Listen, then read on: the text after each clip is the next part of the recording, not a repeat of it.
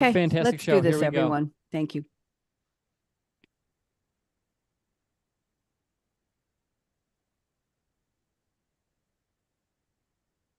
Here we are. Okay, Aaron. Everybody wave hello to LinkedIn, wave hello to Facebook. Come on, Talk wave hello to Radio. Visit voiceamerica.com. YouTube. We're on The views YouTube and ideas also. expressed on the following program are strictly those of the host or guests and do not necessarily reflect the views and ideas held by the Voice America Talk Radio Network, its staff, and management. Behave yourself. Yes, dear. Where does yesterday's future, which is already here, meet today's future, which is about to happen, and tomorrow's future, which could be just minutes away? Welcome to Technology Revolution, the future of now, where host Bonnie D. Graham asks savvy futurists for their predictions about the tech-driven trends that are shaping our future right now. Here's your host, who will take us into the future of now, Bonnie D. Graham. Thank you to the voice of Ryan Treasure. Welcome, welcome, welcome. I'm excited. This is week 6 of my 2024 Crystal Ball Prediction Special. I've got 1, 2, 3, 4, 5, 8 guests with me today. But today is a special because they're all authors. Past 5 weeks since I started this special when did we start the special? December 6, 2023, last year. Well, it was a mix of people, technologists and analysts and business people and all kinds of entrepreneurs. And today it's only for authors. So I have a very special episode. So I have my little poem I'm going to read. Everybody's here except one. So I'm just going to take her name out. That's the way it goes. Okay, so here we go. I have co-versed this, everybody, not coerced. Diann, I didn't coerce this, okay? I co-versed this, yes, DC, with ChatGPT. And I asked it to write me a little ditty for the opening of the show. I do this on all my shows, but I edited it. So Gerry and I work together, and we know I am the human. ChatGPT is the AI. Just so you know, Ernie was worried about that. What? You have ChatGPT write the whole thing? That's not possible. Okay, so it's got a human editor. So here we go. Welcome, time travel enthusiasts, to Technology Revolution's Crystal Ball Extravaganza, where the future's wild ride is a techno-bonanza. See, it rhymes. Your guide on this futuristic spree is Bonnie D., our Maestra of Tomorrow, hosting predictions with Glee. Everybody see the Glee? See, Glee? I'm gleeful? Okay. DC, I'm gleeful. Behold, the sultaness of speculation. That's what somebody called me. The diva of divination. I can't believe it. With the inside scoop on creme de la creme authors, savvy prognostication. See, it rhymes with divination. Okay. Writers, Mark, wave hello when I call your name. Mark, and DC, and Diann, and James, and Cheryl, and Ernie, and Gerry and Charles, each an all-star, revealing the digital dreams, taking our imaginations far. These visionaries gaze into the digital abyss. I want you all to gaze into the digital abyss. Go ahead, everybody. Look into the, like I am. That's it. Oh, DC's got it. Yeah, put on your finder there. Where am I now? But as 2024 unfolds, will their predictions hit or miss? Uh-oh, we're going to be watching during the year. I have to continue now. As Bonnie D's mic with Scarlett allure broadcasts her voice so clear and pure, raise your cup of Joe, Earl, Jack, or Dom. There's the rhyme. As Tech Revolution explores the future with aplomb. Do you all have a feeling like you're with aplomb today? Cheryl, I want you to have a lot of aplomb. Now listen or watch. Stick around for a while, for who knows? You might be inspired or just smile as we cheer the future on Technology Revolution style. And that's my poem for today. What'd you all think? Did you like it? I loved it. Pretty good. Very Thank nice, you. very nice. Thank you very much. So let's get the party started. I'm going to read your bios because if I had to read your own bios, it'd be 10 minutes each because you've all got 10,000 word bios because you're all award-winning writers and entrepreneurs and authors and podcasters, right? You're all award-winning and I love and respect you all. But let me read brief bios. So when I read your bio, wave. Mark Leslie Lefebvre, former director of self-publishing and author relations for Rakuten Kobo. He's a former president of the Canadian Booksellers Association, book member of BookNet Canada. He mentors authors and publishers in digital publishing opportunities. Digital is a keyword under his Stark Publishing and Stark Reflection brands. Welcome, welcome, Mark. Oh, nice. Then we have DC Gomez. Wave hello. USA Today bestselling author, podcaster, motivational speaker, and coach. After college, she joined the U.S. Army for 4 years. DC, thank you for your service. She writes nonfiction as well as fiction, ranging from urban fantasy to children's books. Diann Floyd Bame. Hello, Diann. How are you? Glad to see you. Writes children's books and young adult books to inspire kids to be kind, to like themselves, and to embrace imagination. Bravo to you, Diann. And she spells Diann with 2 N's and no E. Her Story Garden YouTube channel lets children hear authors read their stories. She's the co-host with Dr. Jacqueline of Fashion, Fitness, Travel, and Leisure. Welcome, Diann. James L. Hill, aka J.L. Hill, is a native New Yorker from the South Bronx, Fort Apache. You know, there are movies about that. He's a multi-genre novelist and publisher. After his 4-part adult urban crime novels, the Killer series, well, that's pretty specific, he's currently working on a 3-part historical fantasy called the Gemstones series. Welcome, James. Then we have, well, Caramel's not with us. We have Cheryl Payton. Hello, Cheryl. She's my local friend. Cheryl's an author and a painter. Her mom worked for a publishing house and read the manuscripts to Cheryl and talked to her about characters and plot development. Cheryl has only written 12 books, including a 7-book mystery series in an Agatha Christie format. Since January 2019, she has been the president of the Authors Guild of Tennessee. You are brave, Cheryl. 47 published authors representing 175 titles, and she has graciously introduced me to many of them, including Ernie Lancaster. Who's next? Well, Cheryl, welcome. Ernie Lancaster retired as a captain from the Memphis Police Department. Yes, sir. After serving as a cop for just 33 years, his hard-boiled crime novels, well, what else would he write? Include The Jinx and The Black Spanish Flower. His next book, Police Puppeteer, will be released next year. Ernie, welcome. Nice to see you. G.S. Gerry, one of my new best friends. We're working on putting together a little publishing company calling something like Author's Advocate. I'll keep you all posted. He's a visionary storyteller whose novels are, and I quote him, quirky and utterly unique experiences jam-packed with humor, suspense, satire, and more. There's more, Gerry. He's a Navy veteran. Thank you for your service, Gerry. Cybersecurity expert and tattoo enthusiast. I've never seen them and I don't know if I want to. And he is my friend. Gerry, welcome. And Charles Brakefield is here. He holds an MBA in international finance and certifications and licenses from nearly 30 years in the tech industry. I think I've been in tech 30 years too, Charles. We'll have to compare. You have more than I do. With his writing partner, Roxanne Berkey. He writes the Enigma series novels, thrillers, and mysteries with an amazing twist. So I'm happy to introduce all of you again, because you've all been on my show before, to my audience. I'm happy to have you meet each other. And I will tell you that one of the benefits and the perks of putting people together on these specials is you get to meet people you wouldn't otherwise have an opportunity to hear, to speak with, to see, to learn from, and even to collaborate. I've had people put projects together after being on my show. So I'm very happy to have you all here. So it's time. Let's get the party started. You each get 3.5 minutes for predictions. See if you can fit technology into your prediction somewhere. The order is just what I called. I'll put it in the chat. So Mark, speaker view, 3.5 minutes. I'm clocking you. Go ahead, Mark. Let's hear from you. I'm so excited about technology, and I think about all of the ways that technology has continued to enable not just the publishing industry, but authors. When we think about AI and emerging technologies, I like to think about the challenge that publishers, smaller publishers and authors have when it comes to very expensive, cost-prohibitive productions of the work. And the two of the things that I'm thinking of specifically, the things that cost thousands, if not the tens of thousands of dollars, would be the production of audiobooks and the production of translations into other languages.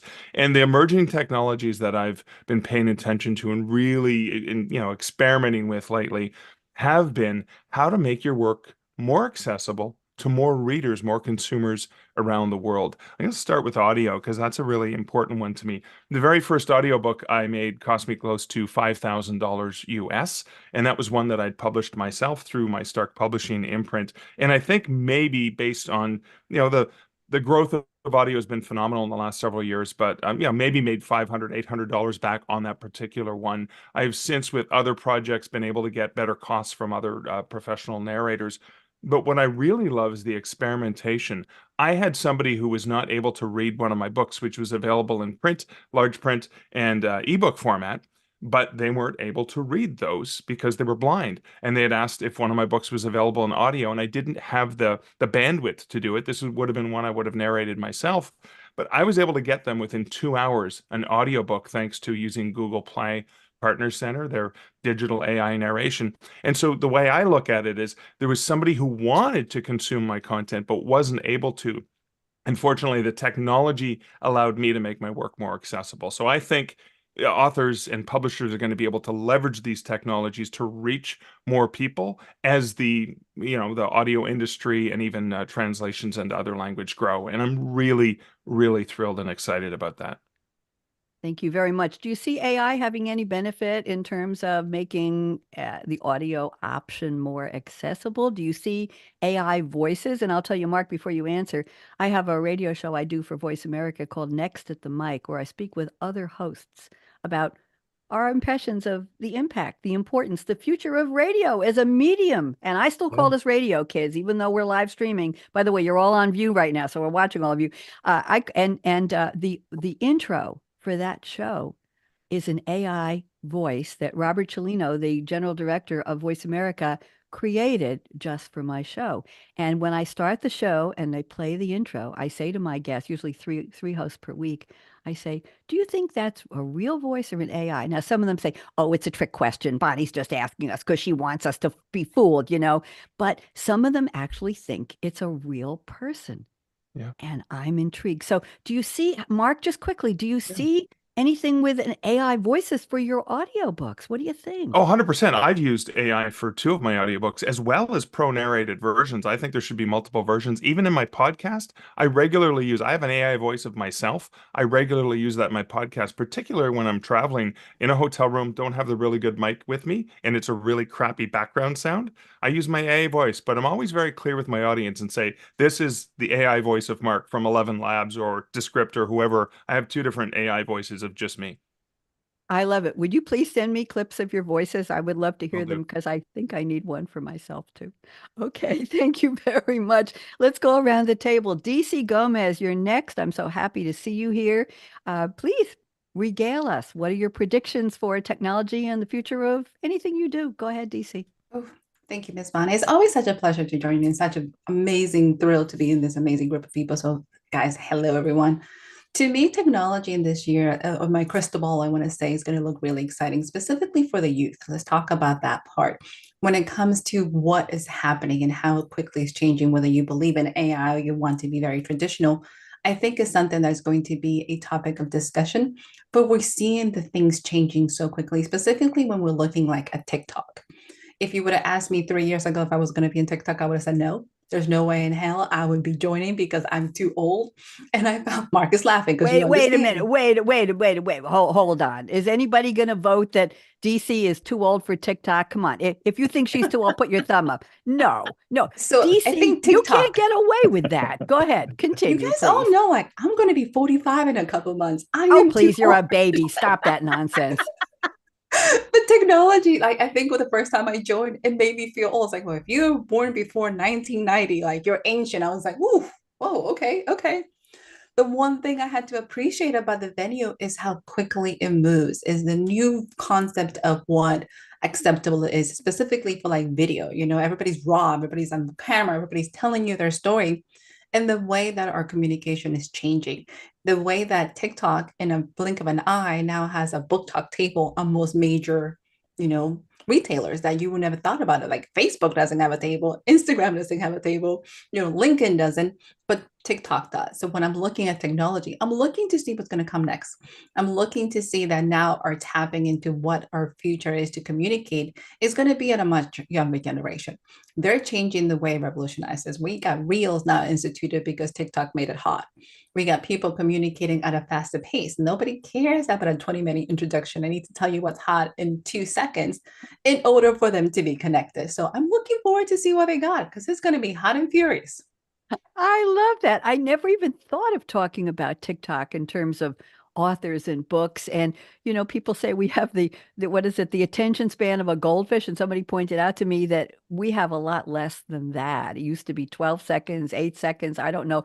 Somebody wrote a book called The Attention Span of a Squirrel a couple of years ago. And I think I interviewed her on one of my radio shows. It's like, well, are we down to ants and fleas and gnats? I don't know. Or well, not bats. We're going to talk about that. But anyway, very interesting. So how much TikTok are you doing now, DC? What are you doing? A lot more than I ever thought I would be. I haven't decided social media has to be defined in terms of passive and active and like high maintenance. Like TikTok is my high maintenance kind of world. And I have a lot of authors that I'm following with the world that you see that they say my sales are up, but I haven't posted in 3 weeks and now I dropped. And I'm like, that's a lot of emotional turmoil that I don't know if I can handle. But I decided to embrace this and just kind of give it a try because communication is changing the way you access your audience, the way that readers are looking at it, and also the fact that it changes so rapidly that if we're not interested in playing, sometimes I feel very disconnected.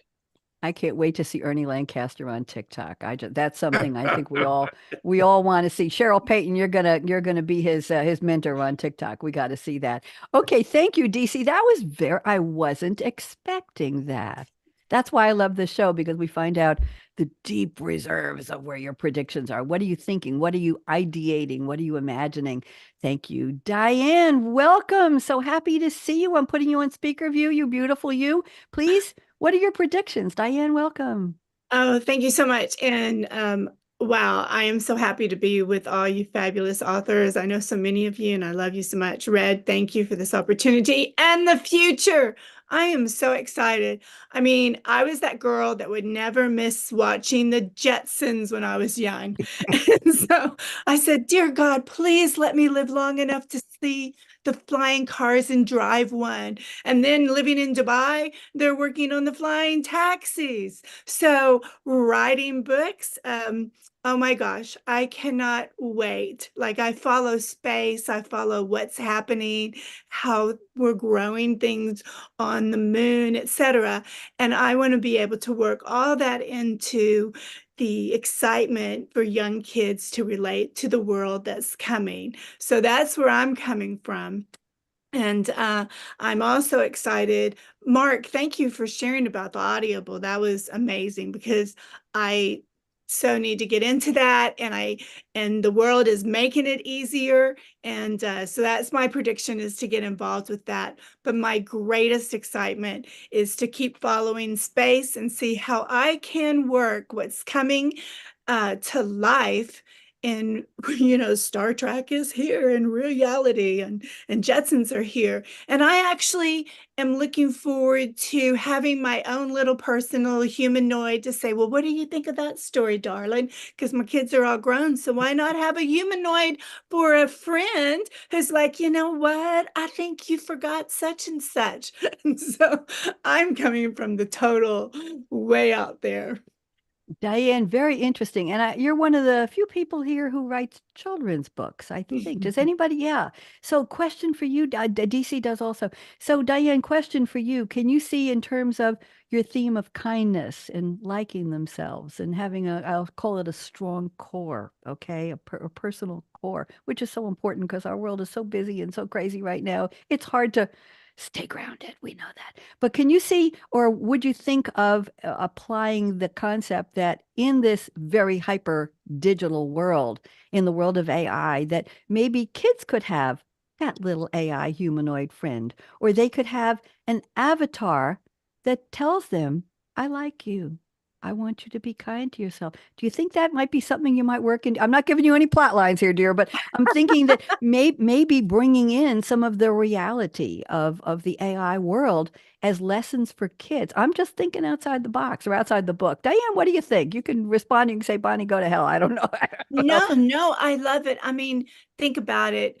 um, guys with your various ways when y'all were young and your toys talk to you. For me, my dolls were alive and they let me know what they think. You're so crazy, Diann. And oh, I just love you the way you take care of me. Or can I have some candy? And they were like your best friends. And so in writing children's books, I totally see an AI friend. I mean, we already have robots that kids can make themselves and they treat them real. So when the robots can start talking or they have their own avatar. But I'm also a person that believes I want young children to be grounded. I want them to live in the moment and, yes, embrace this world. And I want to come along with it. But always remember that be part of the world that you really exist in. I like that. Thank you for accepting or acknowledging what I said. It just seemed like a fun idea. I It's want one. great. Absolutely. I want one of my own. Let's move on. James L. Hill from Fort Apache in the South Bronx. He's the real deal. He's got his own publishing company. James, welcome. I know that you weren't used to what time of the day the show was, but we're happy you're here. So please give me about take 4 minutes of predictions. James, go ahead. All right. Well, I started off writing sci-fi back in the South Bronx. And growing up in the South Bronx, you get a kind of dystopian view of the world.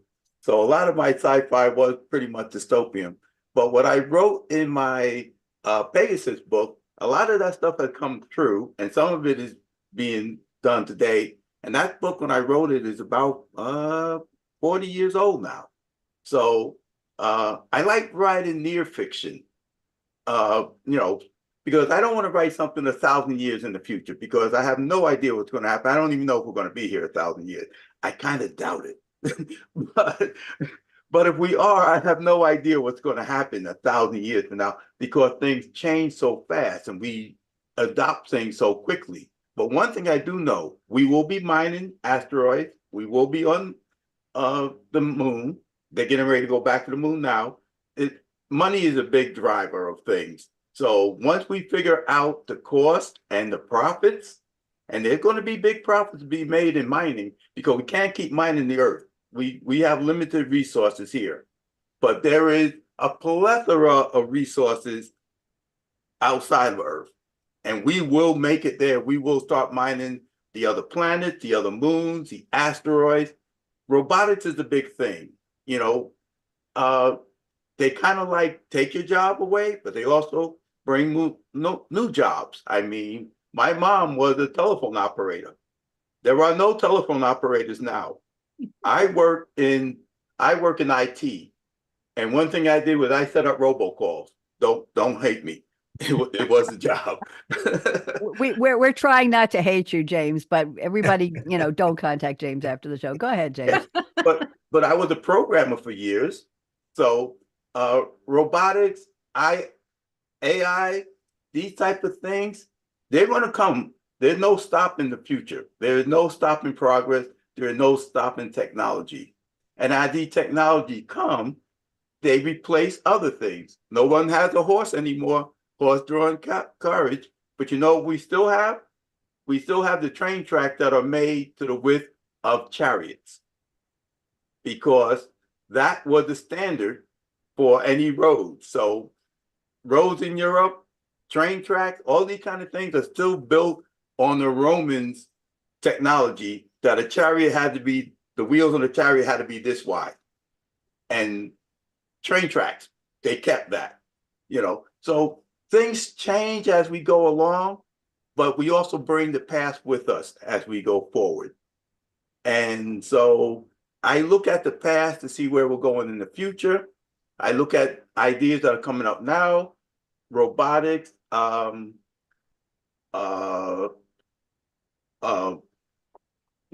missile technology. And some of these things only come along, we only see them after 20 or 30 years of development. We have drones now. The future wars are going to be fought by robots. And they are working hard on that. Right now, they're working on drones and things like that. But I'm sure DC knows this, I'm sure Gary knows this about boots on the ground. I work for the military. So I hear a whole lot about, boots on the ground, boots on the ground. You can't win a war from the air, but James, those books may James, not. are you planning to bring, I'm going to interrupt you for a second. You're planning to bring drones into some of your books? Are you bringing technology into some of your plots? Yes, yes, and they are in my plot. Right now, I'm in the history phase of writing, so a lot of the stuff I'm writing about goes back 100 or 200 years. But as I write about the future, and I get back in my sci-fi vein, I'm putting in AI, I'm putting in drone, I'm putting in virtual reality, Yep. all these type of things. But virtual reality is going to be very big in future war because right now the drones are actually operated by people thousands of miles away. So they're not AI, they're not autonomous drones. People are guiding these things. As And of that's right gonna, now. As yeah, of right now. By the way, I have a favorite French phrase I think you'll appreciate. Plus ça change, plus c'est la même chose. Mark knows that. The more things change, the more they stay the same. I yes. liked your I didn't mean to interrupt you, but I had to tell you before I forgot it. No, I'll never forget that one. It's a little bit almost doomy because it's like, well, were we ever going to get out of what we used to do? But I like your train tracks comments. What's the name of your new history series, James? I'm writing a horror story now called The House of Sun and Shadow. So that's a standoff, that's a one-off. The other one is the Gemstone series, which the next book is going to be The Age of Castles. So the first one was The Emerald Lady, which was the Age of Pirates. And we're going back in time because mermaids live 1,000 years. And there's all sorts of ways that we can explore that. Oh, good. I'll want to be a mermaid in my next life, then. That's fine. James, thank you very much. Appreciate that. Let's move on. We have Cheryl Payton. Cheryl, I know your mic is a little bit not present for today, so we need you to talk really loud, even if you have to yell for 3 minutes, Cheryl. Cheryl has become a friend. I met her here. I was doing an interview series with authors, 2 or 3 on a panel, and Cheryl graciously introduced me to people like Ernie and many other local authors through her Authors Guild of Tennessee. And I have to say, anybody who is running president or chairperson of a group of authors probably has their hands full managing a lot of personalities and a lot of goals. And right? Am I right? There are several of you. Cheryl, welcome. And let's get it loud and shouting out. Go ahead, Cheryl. Cheryl? No, we can't hear you at all. You're completely, I don't know what happened. You want to work on that and just yell. Now you're muted. Now unmute again. Unmute, unmute, unmute. Click unmute. Click unmute. Nope. Now. Oh, there we are. Yes. Yell it before it goes away. Go ahead, Cheryl. Okay. All right. Full disclosure before I talk about AI in a negative sense. This is my latest book, the cover of which is done by AI in natural language with DALL-E 2. I just asked for a night scene of a long ship coming into Budapest with a castle behind it, which obviously was met perfectly. Beautiful. It's everybody. Let's have a little bit of an applause for Cheryl's cover. That is lovely. And by the way, I don't know if you all know, but DALL-E, DALL-E for DALL-E, is incorporated into GPT-4, which is the advanced current paid version of ChatGPT. Yes. A friend of mine is using. Go ahead. And all I had to do was to give credit on my copyright page that I'd gotten the cover from DALL-E 2. Okay. Very nice. So Very that's nice. how that is clear. Cheryl, yell a little bit more. You're low, but we can hear you. We'll get into copyright in a minute. Yeah. I think it's helpful in looking toward the future about AI in particular with writing, which is my interest, is to look in the past. Do you know that probably everyone here on this esteemed panel is aware that it's been around for 50 years, artificial intelligence, that it was created by MIT professor Joseph Weizenbaum. He called the program, it was a simple software, you know it, Bonnie. It was a simple software, call it Eliza, after Eliza Doolittle, Pygmalion. In other words, she learned a new language to fool people that she was an elegant lady and she'd been a street urchin. Yes. Okay, so that's the background. And after he developed it, he started sensing the problems that would that would come from its existence. Namely, and I'll just name off a couple that he was concerned with, was that he noticed that there was transference as people listened to AI, his chatbot, I should say. There was transference, which means that you impose on something your experiences that you bring from other areas, other people, and so on. And so he thought this was a danger because, in fact, a chatbot is not human.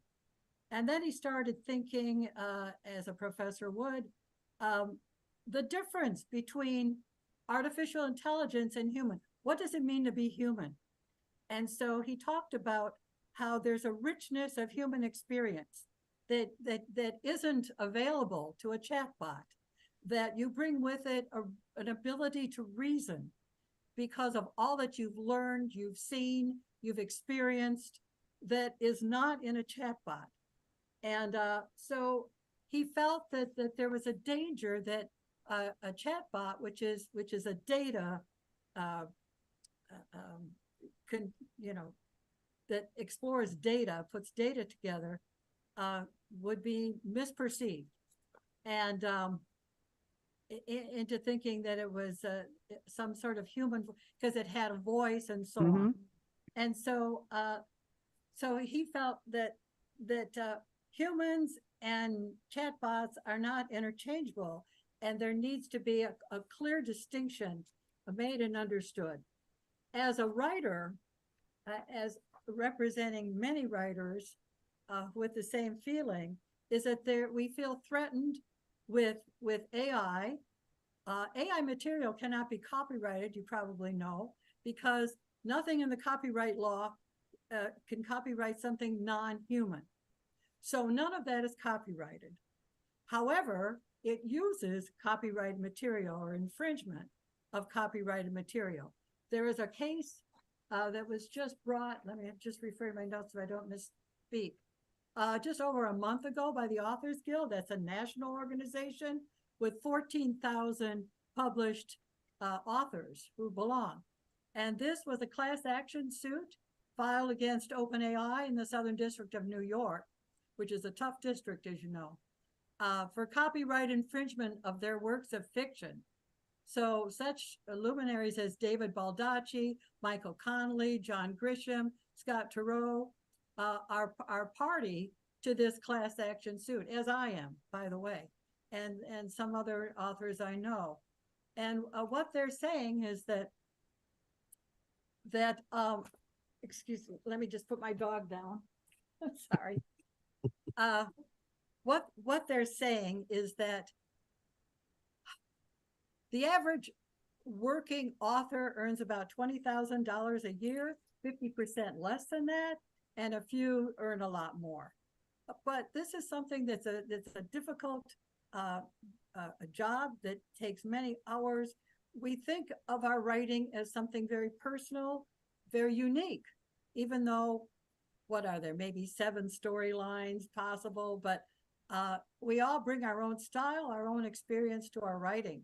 And so we consider it a great loss if AI is able to take this material and use it and put it in another book, or books that are written strictly with AI. So I think what I'm going to say is, in the future, I think this year and going on forward, we're going to have some laws written that protect the author from AI copyright infringement. I think this is the main problem right now going forward. But I look forward to see what's happening. And it's like I say, I use it too. I love your book cover, Cheryl. That's something I never expected from you. Seriously, I know you. I never expected you'd be the one to have a Dolly book cover. And I'm going to say I'm proud of you and I'm excited. Can you just tell us what prompts you put into that? How hard, how many iterations did it take for you to get a cover you really loved? One, it was, like I say, Come on. natural language. I just asked for this a longship coming into the port of Budapest at night with Budapest Castle in the background.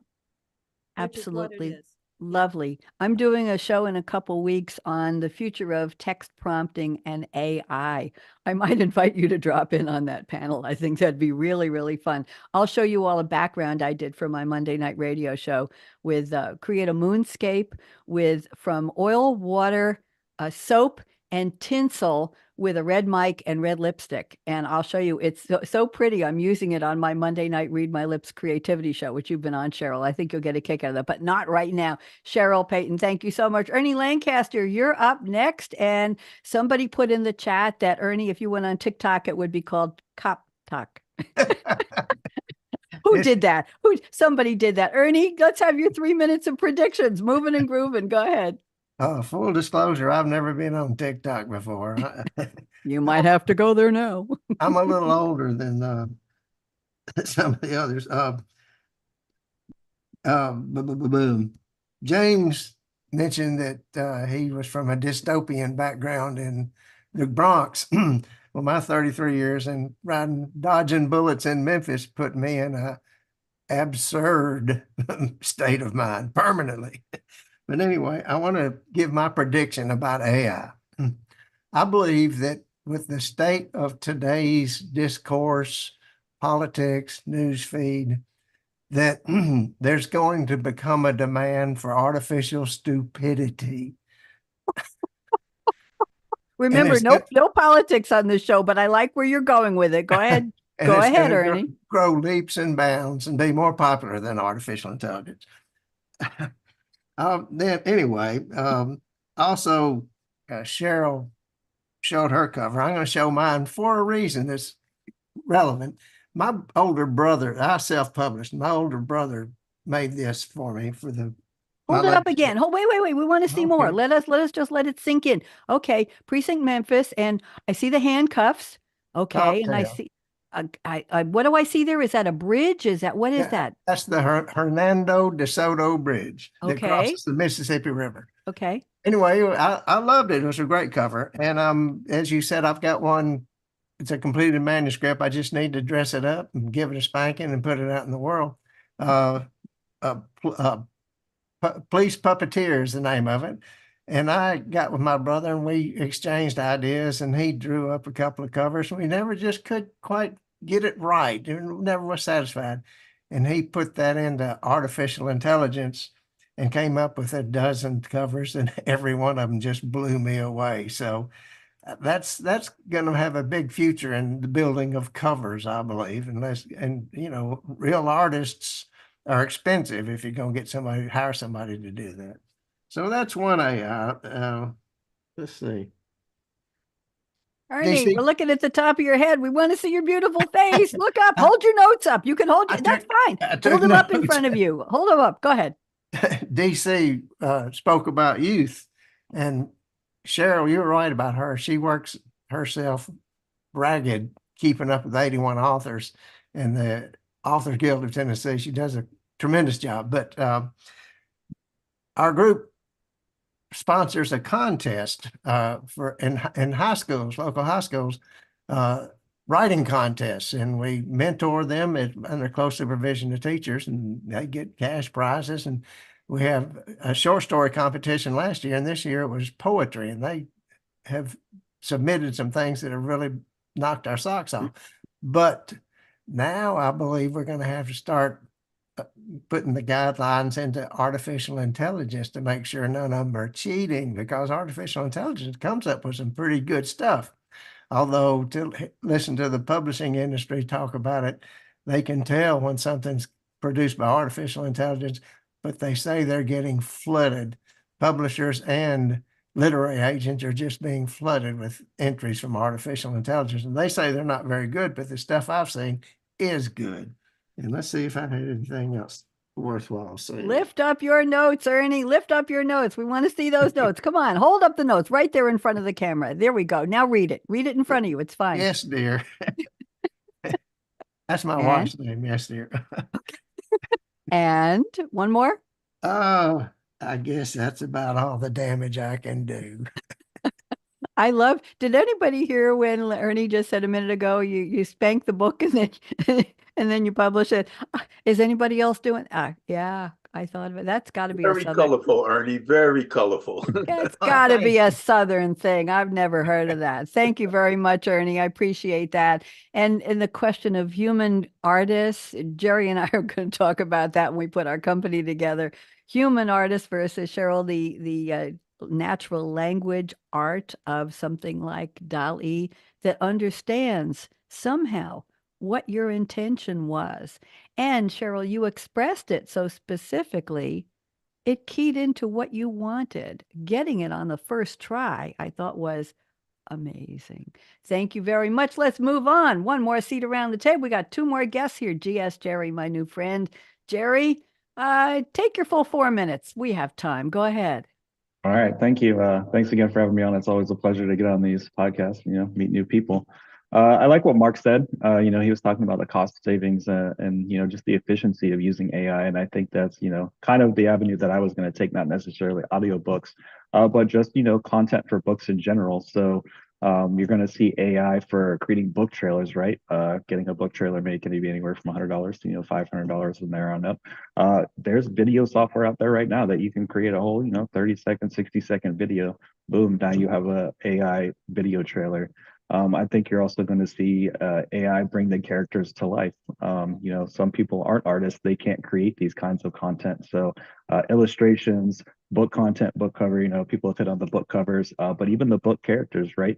So you're going to see AI characters, but even a step further, I think you're going to see the characters actually come alive and they're going to start talking to you. So can you imagine you're going to someone's website, you go pull up their book and now all of a sudden their book character is talking to you. I don't think the AI is there yet, but I think that's going to be, one thing that's going to happen is people are going to start creating AI characters for their books, and then they're going to actually use them to talk and interact with you. I like what James said.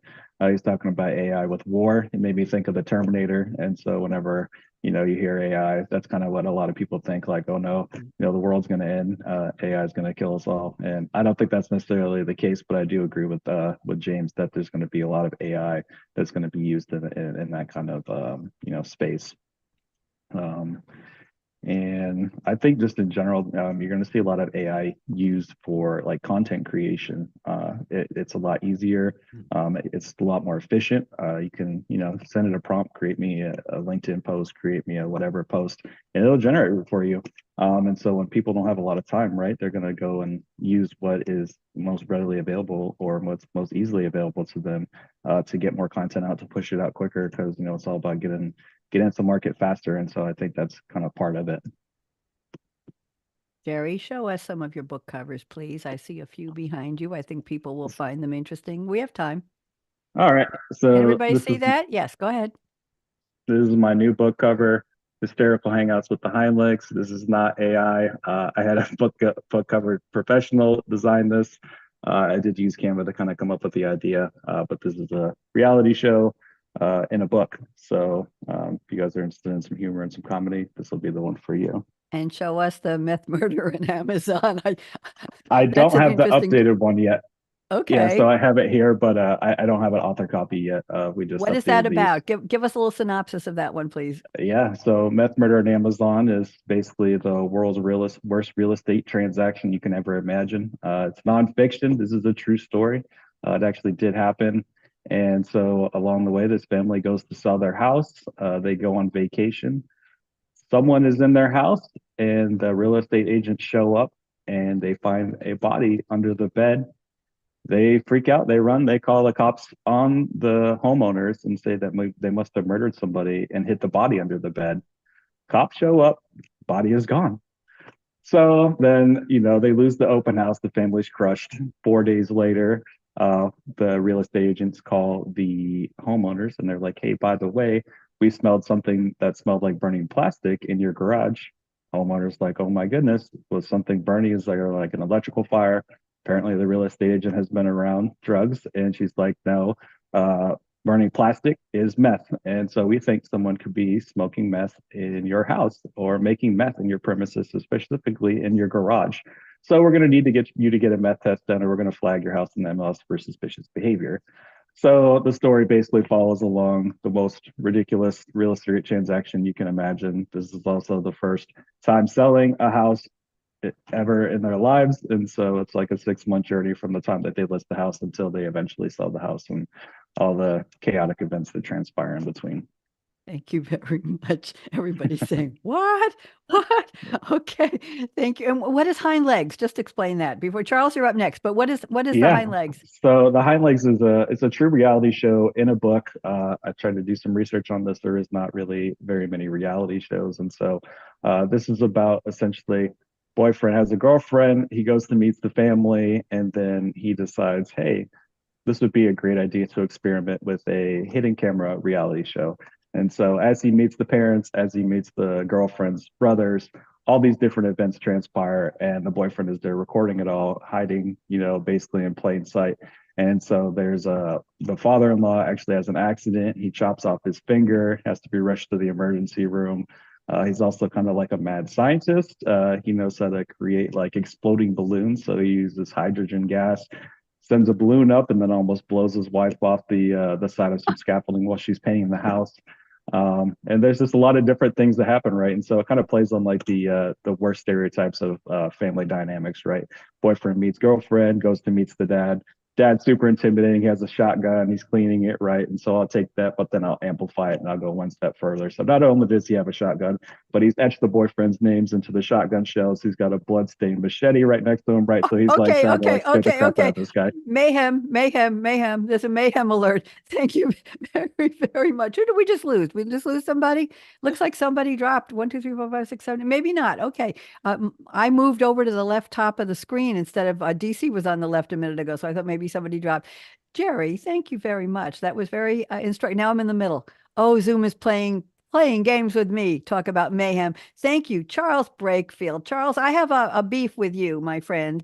And the beef is that your bio is all about your tech background. And I had to search everywhere to find out about your Enigma series with Rox Berkey. So I want you to amend your bio, Charles, one of these days, okay, to put in your writer's experience. Charles Brakefield, welcome. Let's hear from you. What are your predictions? First of all, I'd like to be able to comment on Ernie's position about artificial intelligence versus natural stupidity. I think that's a well-matched game-changing event that I'm not sure how that was going to work out.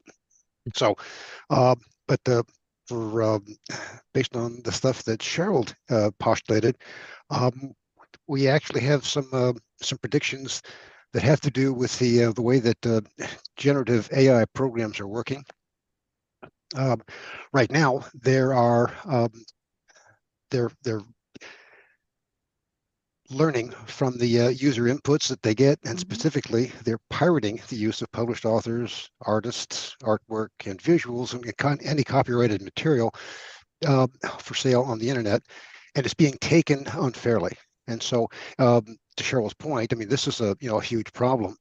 And then so somebody decided that a good idea would be to use synthetic, not copyrighted material instead of the real world data.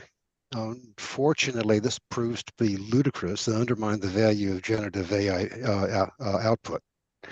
We predict that some bright entrepreneurs will create brokerage-style firm where generative AI programs can store and access copyright material for a fee, and it will look a lot like Spotify model for music available today. So copyrighted material is accessed, royalties are sent to authors. Basically, it's less the commission fee. The AI program gets access to useful, relevant, real data that's being leveraged by multiple sources, and it helps cover the authors and the artists and the content creators, make sure they receive royalties. So that's the way that I would see that the Cheryl, I mean, suing, that's one way to be able to get stuff forward. But I would submit that trying to come up with legislation to be able to cover this. I mean, how many decades has it gone to get us to the point where we've got people's work covered and fairly compensated for at this point? And then you're talking about throwing a complete monkey wrench into the that whole scenario. So we were thinking about just here, put your stuff here. everybody can search through it, and then there'll be royalty fees that get dispersed. That's the way that we would see that problem getting worked on. How much time have I got? I got one more for you, Bonnie. You got a minute and a half left. Go ahead, Charles. All right. This is not really about AI, but it centers around some of the stuff we're working in the new book that we're coming out.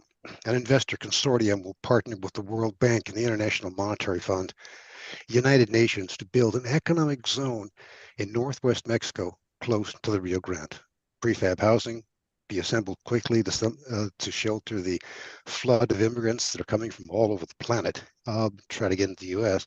And the economic status of a low tax zone would be an attractive inducement for manufacturers to locate part of their supply chain there for easy export to the target market of the U.S.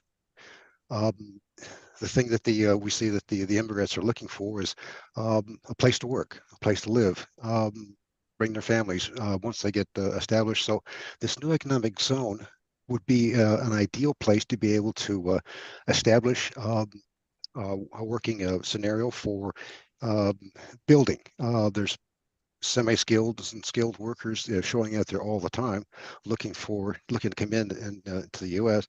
This would help take some of the pressure off the U.S. immigration services, and the investor consortium would provide expertise to rapidly build the zone, adequately leverage all the skilled folks that are coming in. Will this be another Enigma book, Charles?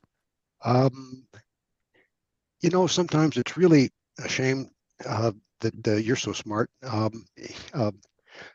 Bonnie, because we've already got a lot of that baked into a scenario that we're working on for our newest book, which is The Enigma Forced.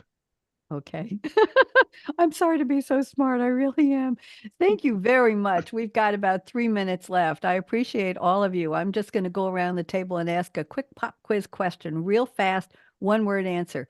If you could use AI, ChatGPT, any other large language model, 3 minutes left. Thank you, Aaron. Aaron Keller is our engineer today. Thank you, Aaron. If you could use AI to speak to somebody who was a fictional character who never really lived, who would that character be if you could be in a artificial intelligence conversation with them through text prompts? I'm going to just go around the table as I'm looking at let me go through the regular order. So, okay, Mark, who would that character be? Real fast. Peter Parker, Spider-Man. Spider-Man. Yeah. Okay, let's go to DC Gomez. Who would you want to talk to as a fictional character through AI? So I would pick one of my characters. I would do Constantine, a 5,000-year-old talking cat. I want to talk to him. I love 5,000-year-old talking cat. Good one. Diann, who would you want to talk to? I'm like DC Gomez, I'd want to talk to, and Red, you were right on the money, because in my new short stories, it has a AI. So it'd be my character Zip, who's an AI. Okay, I didn't even think of that. James Hill, who would you want to talk to?